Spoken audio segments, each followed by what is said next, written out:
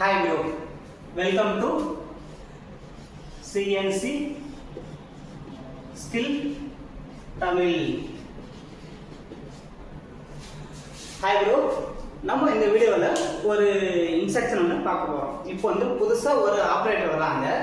அந்த operator supervisor வந்து நம்மகிட்ட விடுவாங்க. நம்ம என்ன பண்ணுவோம், பார்ட் வந்து எப்படி லோட் பண்ணணும் அப்படின்னு அவங்ககிட்ட சொல்லிட்டு நம்ம போயிடுவோம். அது வந்து ஒரு சிம்பிளாக சொல்லிட்டு போயிடுவோம்.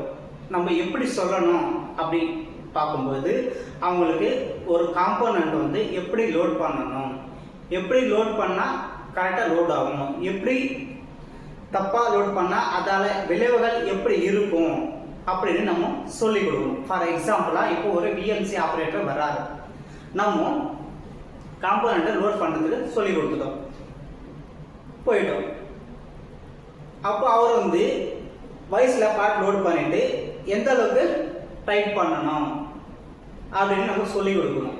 சப்போஸ் கம்மியான டைட் வச்சா பார்ட் என்ன ஆகும், அதிகமாக டைட் வச்சா பார்ட் என்ன ஆகும், எந்த பார்ட்டுக்கு வந்து அதிகமாக டைட் வைக்கணும், எந்த பார்ட்டுக்கு வந்து மீடியமாக டைட் வைக்கணும் அப்படின்னு தெளிவாக இன்ஸ்ட்ரக்ஷன் வந்து நம்ம கொடுக்கணும்.